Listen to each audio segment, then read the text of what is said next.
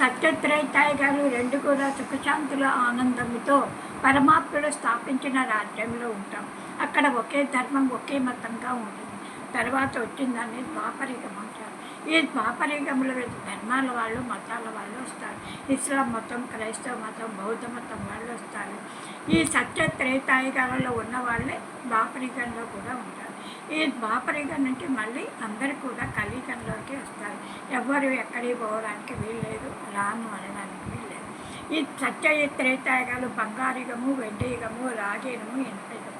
ఈ ఇనుపయుగములో అందరూ కూడా గాఢాంధకారములో ఉండి దుఃఖంతో అలమటిస్తూ అల్లాడిపోతూ ఓ దేవారా మాకు కష్టాలను తొలగించని ప్రార్థించిన సమయంలో కలియుగం అంతిమంలో స్వయం పరమాత్ముడు బ్రహ్మతనువులో అవతరించి మనకి యొక్క జ్ఞానాన్ని తెలియజేసి మనల్ని అందరినీ కూడా మంచి మార్గంలో నడిపించి రాజయోగ శిక్షణ ఇచ్చి మనల్ని అందరినీ కూడా రారాజుగా తయారు చేస్తూ ఉంటారు.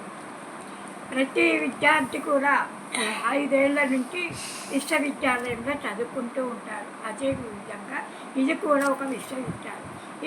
ఈశ్వరీయ విశ్వవిద్యాలయం. ఈ విశ్వవిద్యాలయంలో చదువుకున్న ప్రతి ఆత్మ కూడా సత్యత్రేతాయుగాలలో సుఖము, శాంతి, ఆనందం, వజ్రతుల్యమైన జీవితం పొందుతారు. మొట్టమొదట ఈ లక్ష్మీనారాయణల రాజ్యం ప్రారంభం.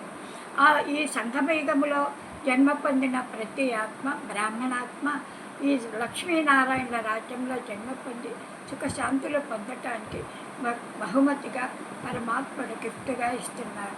ఇది విన్నవారికి ధన్యవాదాలు. షేర్ చేయండి, లైక్ చేయండి, సబ్స్క్రైబ్ చేయడం మాత్రం